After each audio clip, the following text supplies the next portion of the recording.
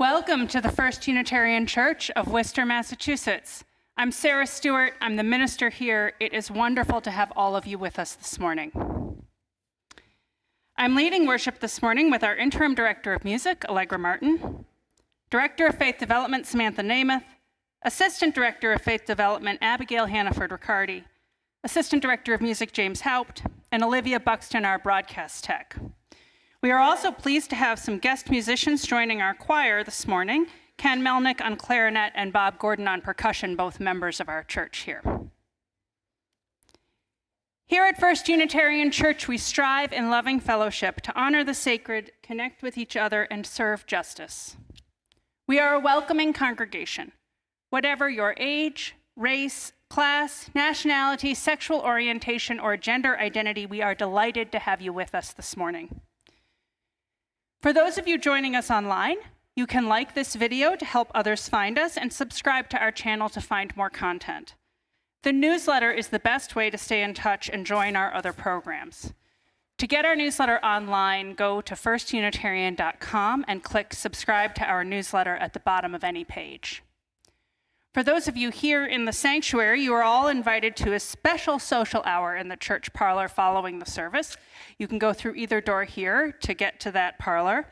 Today is our open house, and I can see that some faces that I don't know, so I know we have guests from our community joining us today. We have wonderful snacks and coffee and conversation and community after the service, as well as tables set up from all the church groups, committees, social groups, the choir, the children's choir, faith development, everything. So please come on in, have some snacks and coffee, and learn more about all we do together as a church, whether you're a newcomer or somebody who would like to explore a part of church life that you haven't yet. I have a few additional announcements this morning. Please hold applause for our musicians until the end of the service, and then with as much joy as you want, you can show them all the love in your hearts with applause after the postlude. We are beginning a young adult group here at First Unitarian Church. Age-focused, not age-exclusive, but those who are 40 and under or identify as 40 and under in their hearts are welcome to a kickoff supper next Sunday at 6 o'clock in the church parlor and dining room. Supper is provided. If folks want to bring a non-alcoholic drink or dessert, they're welcome to do that. You can just come, but if you want to sign up and let us know so we can plan the food, there's a link in the newsletter, which you can also sign up for today. As part of our open house today, we'll be offering a tour of the church building. We have an architect and a historian of our church building as a member of our church, Bob Shaw, and he'll be giving a tour. So meet in here at noon for anybody who is interested. This Tuesday, our former director of music, Will Sherwood, is being honored with the Master Mechanics Award from Mechanics Hall. Senator Harriet Chandler is also being given this award. There is a performance and a program at 5 p.m. this Tuesday. It's free. You can register at mechanicshall.org. We're very proud of Will for his recognition in the community.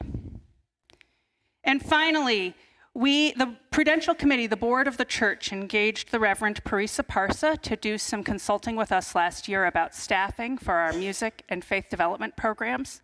She will be presenting her findings from the surveys and small group work that she did this Wednesday at 6:30 on Zoom.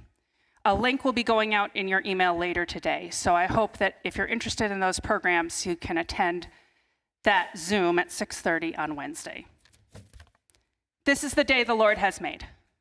Let's rejoice and be glad in it. Source of blessing, you fill the universe with majestic light, giving us life, upholding the life within us, and bringing us to this time. May we fulfill the promise of this new year, refraining from harm, delighting in goodness, forgiving when we can, asking for forgiveness when we are wrong.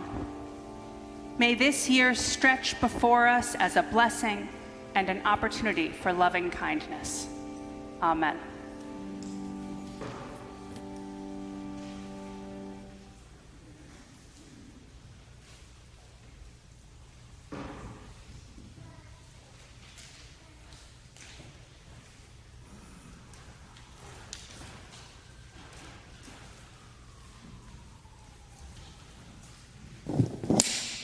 Bobby's lighting our chalice this morning.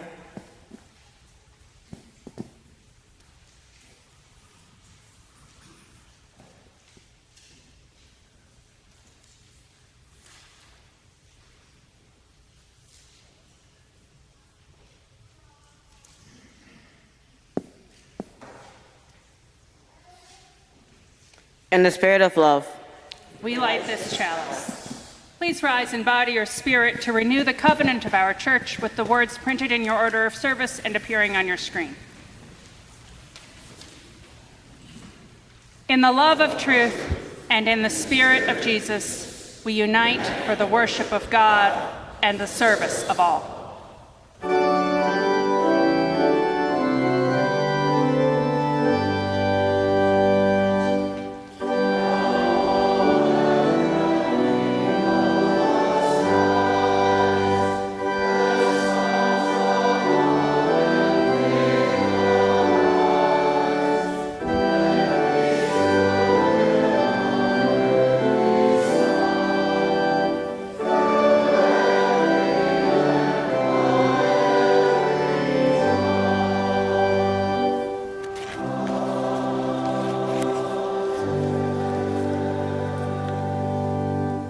Opening hymn is number 215 in your grave hymnals, Praise the Living God.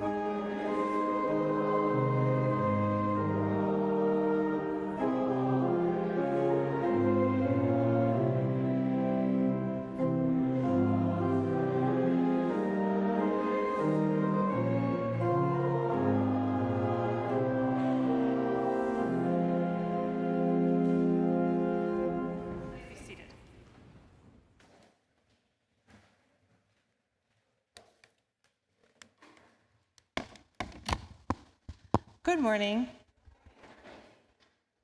This tale that we're going to read today is called Hide and Seek with God. And if you'd like to look over to my right Abby has a wonderful presentation of the story. Once upon a time, God said, "I'm bored because I don't have anything to do and I want to play with my friends." And because God is God, as soon as the words were spoken, God's friends were there.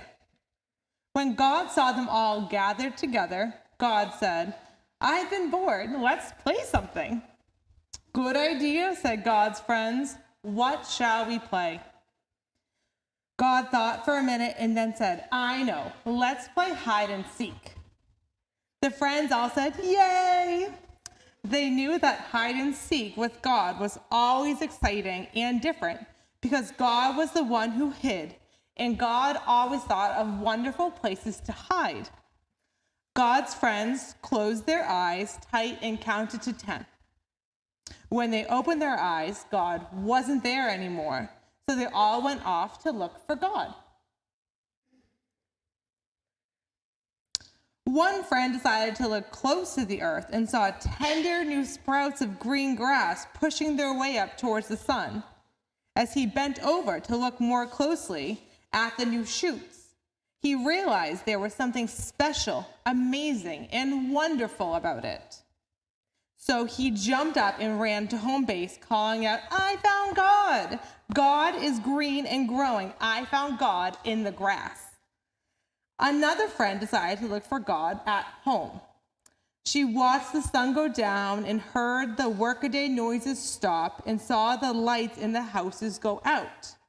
As it got darker, the peaceful night wrapped itself around her, and then she realized there was something special, amazing, and wonderful about it. And when it was so still that she could hear and see nothing at all, she suddenly jumped up and ran to home base, calling out, "I found God. God is peaceful and dark. I found God at home." Another friend stayed and watched the night come on, and he felt the mystery of the darkness and the stars. He thought to himself, "These mysteries are so special, amazing, and wonderful." But when he got back to home base, he said, "I found wonderful mysteries, but I'm not sure if I want to call them God."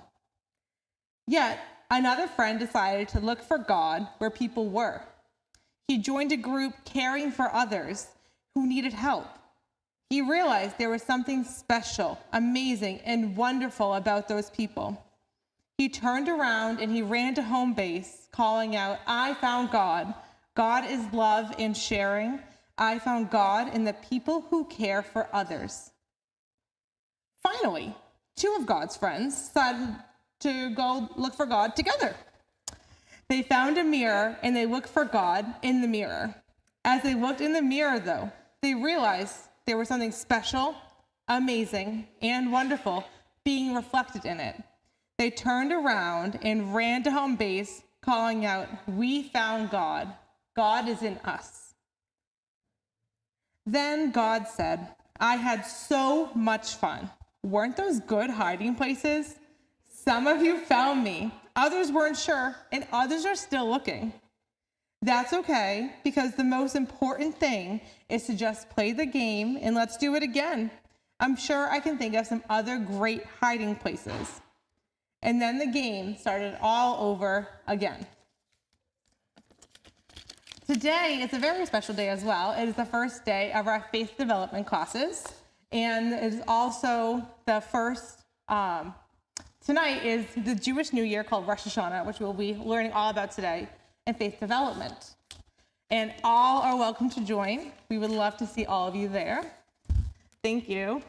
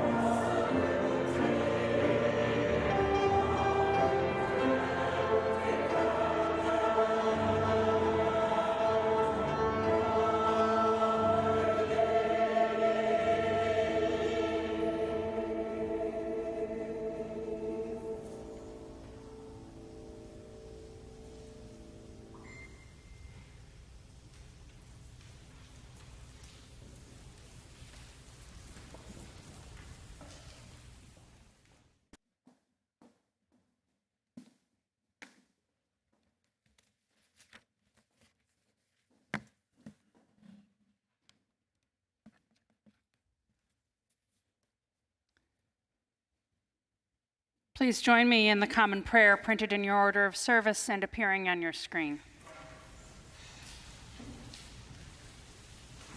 How can we come to you, O God, with hearts that we have closed to one another? O Holy One, remind us.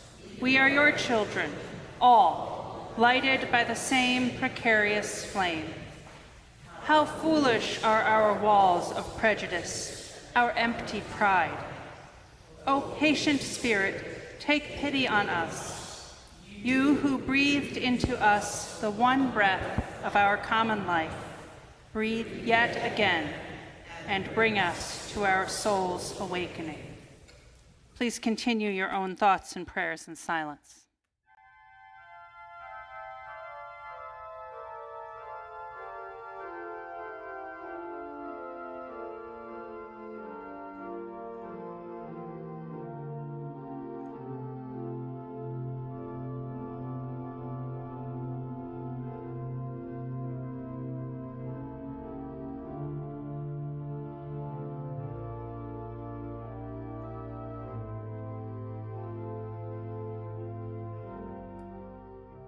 In this time of prayer and meditation, we share the joys and sorrows of our church with one another. Jesse and Susan light a candle of joy for all the players in the disc golf tournament being held today in Leicester. They can't all win, but we wish them all luck. Christy lights a candle full of gratitude and relief that she finished radiation on Friday. Vicky lights a candle that her family friend Alex is undergoing his hopefully final chemo treatment this week. Our prayers for healing are with Alex and Vicky. And Vivian Shortreed lights a candle in memory of Kleber Campbell, husband of Helen Campbell, who died this past Friday morning. Our thoughts for healing are with Helen and her family. Vivian writes, Kleber was active in the community for years. He will be missed by his friends and his clients, many of whom he served pro bono. A memorial service will be held for Kleber here, and details will be in the newsletter when we have them. We know there are joys and sorrows which go unspoken among us today. We know there are those people who need our prayers who are not present with us this morning. And so we reach out to one another in compassion as we say together the prayer of Jesus. Our Father, who art in heaven, hallowed be thy name. Thy kingdom come, thy will be done on earth as it is in heaven. Give us this day our daily bread, and forgive us our trespasses, as we forgive those who trespass against us. And lead us not into temptation, but deliver us from evil. For thine is the kingdom, and the power, and the glory, forever and ever. Amen. Once a month, we have the honor of sharing our Sunday morning offering with a nonprofit whose mission is aligned with ours. And today we are taking our collection for the Worcester Refugee Assistance Project. We're very pleased to have the Executive Director, Dr. Mimi Tran, with us to talk a little bit about the program.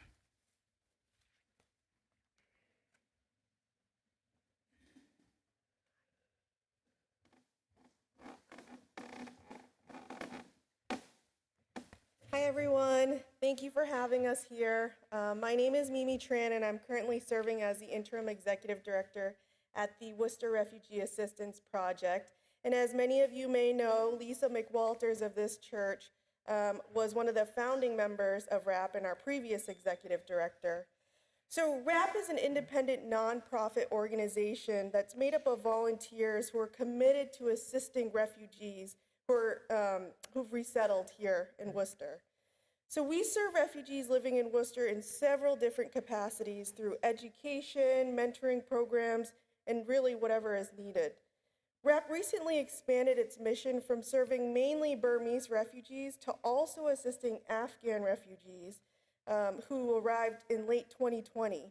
Over 750 Afghan refugees resettled here in Worcester. And together we worked with a team called Worcester Together that was formed with several other nonprofits to collectively solve the daily problems that they were facing. While RAP's main focus is on education, we continue to be involved in the Afghan resettlement here in Worcester, assisting with cleaning, setting up apartments for Afghan families, providing diapers for infants, enrolling children into the Worcester public schools, picking up and delivering food from grocery stores to provide to Ansar, running COVID testing clinics, setting families up with free Wi-Fi, and fundraising for items needed by families, to just name a few. Here I have with me today Aisha, one of the Burmese refugees who has overcome many, many struggles back home and here in the U.S.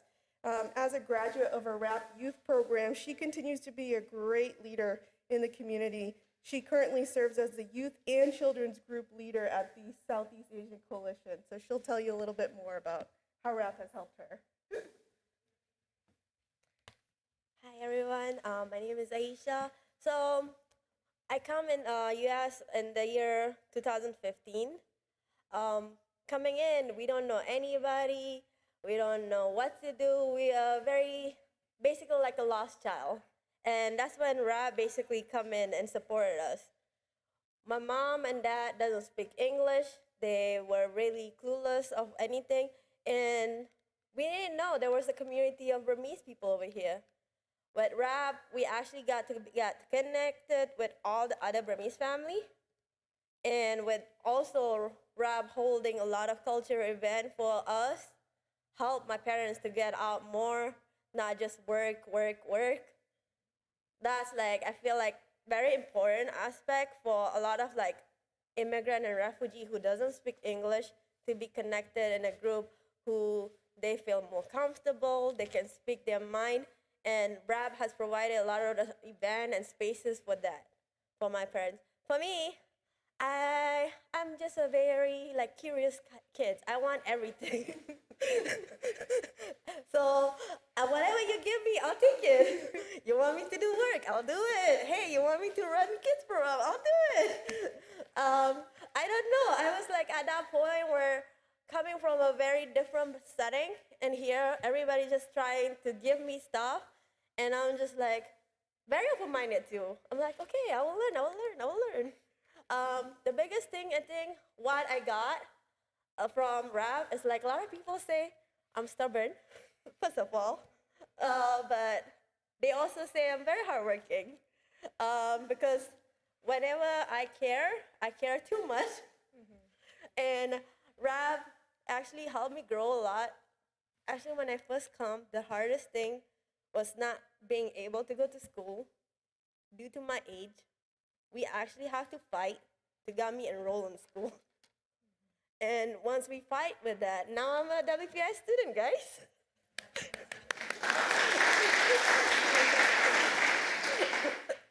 But it really was hard, because I really envy a lot of my friends back then, because a lot of them are citizens, and due to be citizen, a lot of them go to school.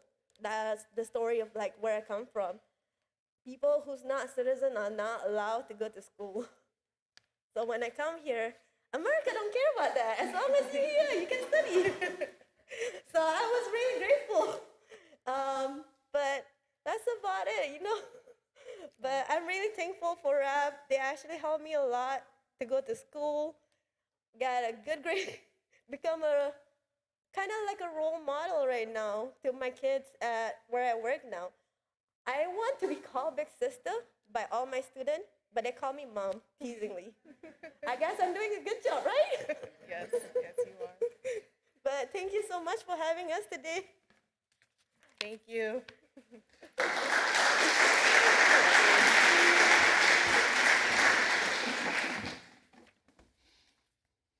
The ushers will receive this morning's offering, or you can scan the QR code in your order of service. If you're online, you can go to firstunitarian.com and click Give Online at the top of any page, or text the number that will be on your screen. All gifts will support RAP, and First Unitarian Church will pay all the fees associated with electronic giving, so 100% of your gift will support the charity. I invite your generous contributions for this good work in our community.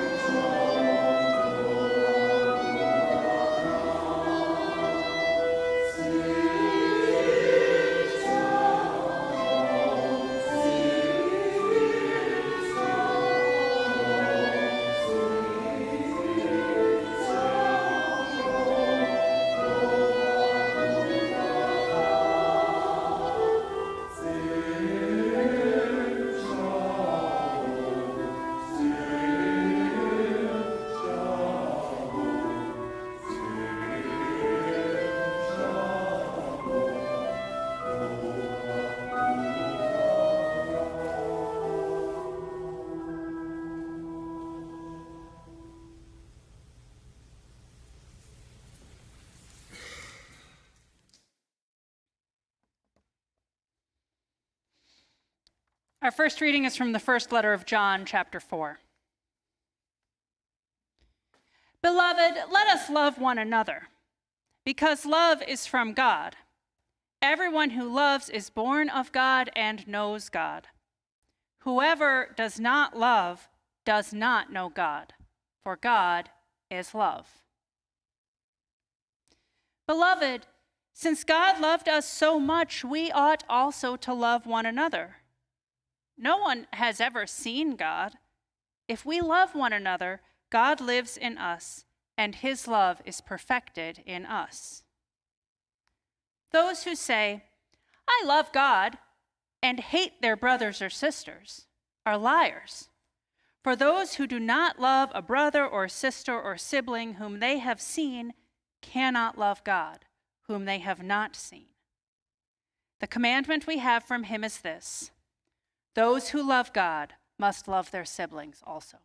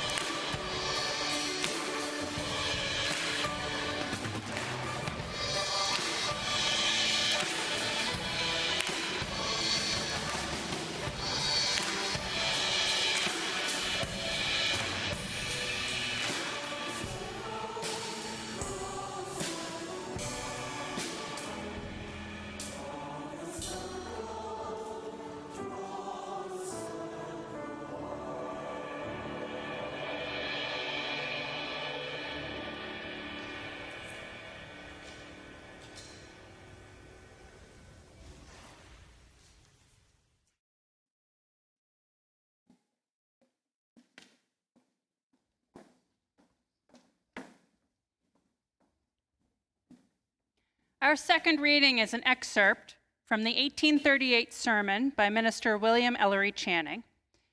Channing helped found organized Unitarianism in America, drawing together the newly emerging liberal churches on the East Coast into what is now the Unitarian Universalist Association.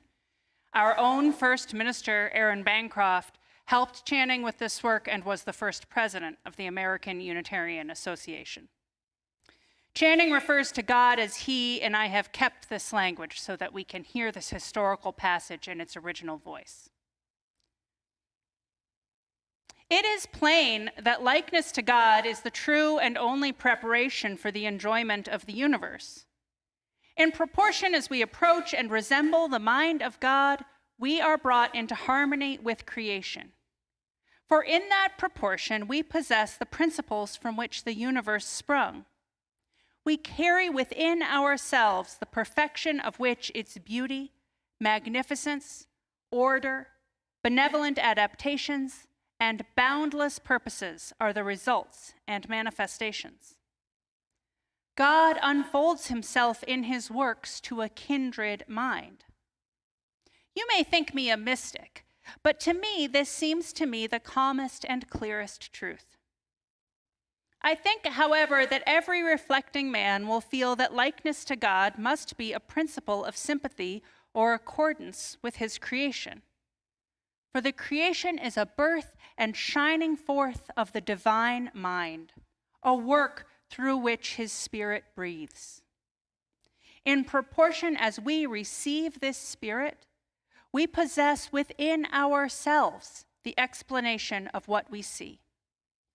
We discern more and more of God in everything, from the frail flower to the everlasting stars. Even in evil, that cloud which hangs over creation, we discern the rays of hope and gradually come to see in suffering and temptation proofs and instruments of the sublimest purposes of wisdom and love.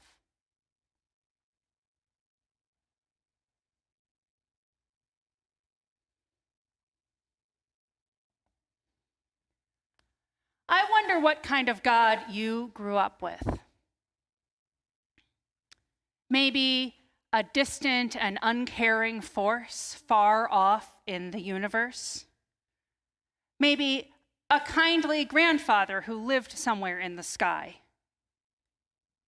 Maybe like a universal helicopter parent, watching your every move, has that location tracker on your phone and never lets you alone. Maybe you grew up with no God at all, in a family that didn't believe. Maybe you grew up with a God who was loving and present. When I was a child in the Episcopal Church, and the church we went to near the suburbs, in the suburbs of Detroit, had a giant stained glass window at the back of the church with a big image of Jesus in it. And I thought that one day, actual giant Jesus would come walking through that window, break it all up, end church, end time, fix all our problems. And of course, as I grew up, I realized that wouldn't happen. We became Unitarian Universalists when I was 11, and in that church had a quite different stained glass window. It was a very modern utilitarian building, but there was one beautiful window made of thick pieces of stained glass. Each family in the church had contributed one piece, shaped it, chosen it for its color and its beauty, and together they formed this abstract, non-figurative stained glass with thick chunks in a concrete wall. And that's a good image for the God that I grew into in adulthood. Abstract, not exactly looking like a person, open to interpretation, but still a symbol of love and community, beautiful, present, compassionate, and loving. Unitarian Universalism also grew up historically with one God and rejected that concept in favor of another. When the separatists came to America from England and Holland, they believed that God was completely other and different from the world. That the world was, for the most part, entirely condemned to hell, and that only a few people selected by God at the beginning of time would go to heaven. Now, this God could seem very close to those people who had direct experience of grace. And as you can imagine, deciding to move to a completely unknown continent in order to set up your new life as a church together there took a huge amount of conviction. And so those first generation of settlers were much more likely to have experienced that kind of direct grace and inspiration from God. But a God like that would be very distant to everybody else. It would be a God who lived in his own realm and judged humanity. A God who gave the world Jesus as a leader and the church as a schoolroom and told people to figure it out for themselves.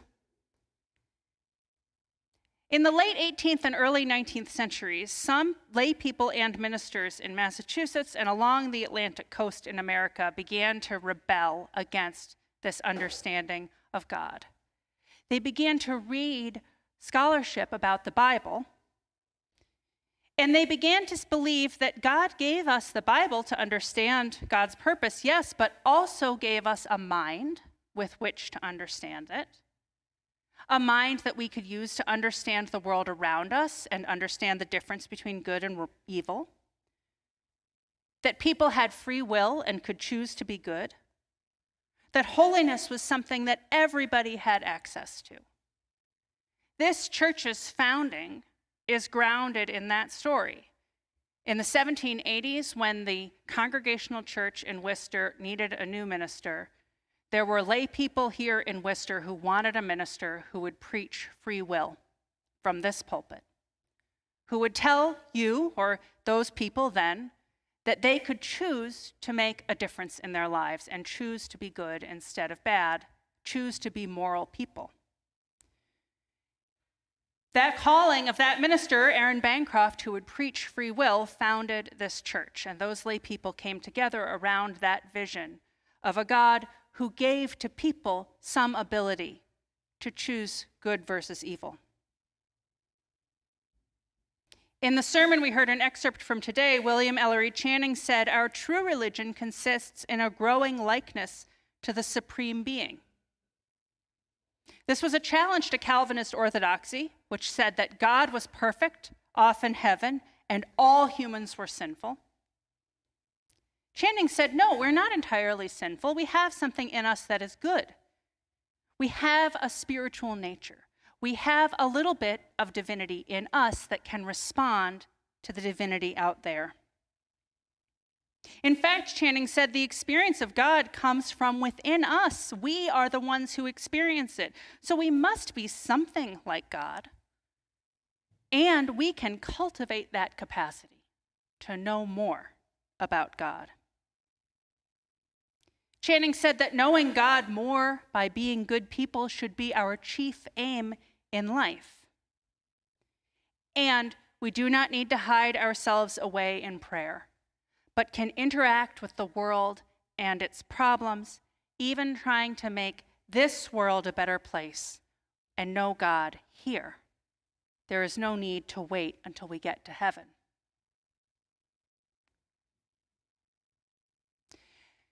Now, Unitarianism really took this concept to heart. It was a powerful force. It helped found churches. It helped grow a movement that sent missionaries out to the frontier in Ohio and Kentucky and spread churches all the way across the country. By the end of the 19th century, the Unitarian motto was, "We believe in the fatherhood of God, the brotherhood of man, the leadership of Jesus, salvation by character, and the progress of mankind onward and upward forever."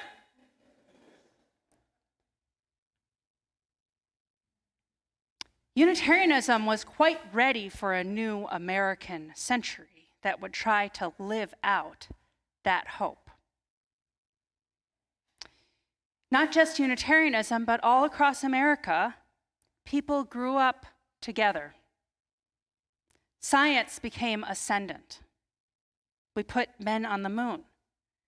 We developed nuclear weapons. We expanded our understanding of human rights. We reduced poverty. We fought history's deadliest wars. Science eclipsed some of God's light, but human mysteries remained. In the 20th century, Americans began to think that we were the master of all things, natural and supernatural. Technology would conquer all. Environmental problems, mere speed bumps. The planet's resources are ours to control. The majority of Americans then and now believe in God, believe in a supernatural God. But perhaps those in power did not quite believe in humility before that force. And no matter how much our science has advanced, human moral quandaries remain. There are questions that progress cannot answer. Like, why can it be such a struggle to be a good person? How is it that good people get caught up in systems of evil and oppression and can't do anything about it? Why are we capable of such immense love when all those we love will someday die? With all our progress, we still mourn, we still struggle. We can still say the old prayer with St. Paul, I do not do the good I want to do, but the evil I do not want to do, this I keep on doing. Science has taken us far, it has alleviated suffering, but the moral challenges of being human remain. And God or no God, we are still looking for that meaning in our lives. Today, in Unitarian Universalism, there are as many understandings of God or our ultimate concern as there are people in this room. There are as many understandings of that as there are people in every Unitarian Universalist congregation in the world. Some have found comfort in a higher power, as in the 12 steps. Something bigger than us that helps us and supports us when we can't do it by ourselves. Some people don't believe in God at all. They may talk about the source of our inherent worth and dignity, which we affirm as Unitarian Universalists, the potential for human justice and love, which we strive to meet, that possibility inherent in the human heart.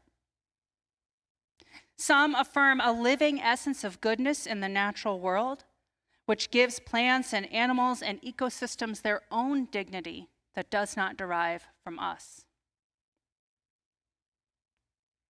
What these beliefs have in common is the realization that sometimes the individual human being needs help. Sometimes because of our own struggles or because of a bigger power that we are caught up in, we cannot make our way alone. We sometimes need there to be a love that is bigger than us, a love that will not let us go, a love we may not even understand or fit into the cosmos, but helps us get through those hard times. This summer, I was sitting in the Worcester Public Library, and I could overhear two men who I couldn't see having a conversation at the next table over. A man was there, and his friend had come to help him with something. And the friend said to him, "Man, I'm really sorry about that thing that happened to you." And the first man said, "Yeah, it's been a really hard time. But you know what? I asked God to keep me out of jail, and he did." I thought about the power of that God in that man's life. Some of us will never be there. We will be lucky enough and we will have privilege enough that we will never need a power bigger than us to help keep us out of jail. But whoever we are, we will have moments of grief, struggle, hope, and need, where we will connect what is in us to what is beyond us. We will connect the love in us to the source of love. We will connect the lives of loved ones we have lost to a larger love that conquers death. Whether that great love is God or human potential or the spirit of goodness in all things is not something that we can test for. All we can do is turn to it in gratitude and fellow feeling. I have no doubt that that man in the library worked hard on his own account to stay out of jail. Even being there in the library at that moment to meet his friend was a step that he had taken to make a better choice in his life for him. But I heard in his deep conviction that his strength was strengthened by a universal strength, and that through that connection, he was free.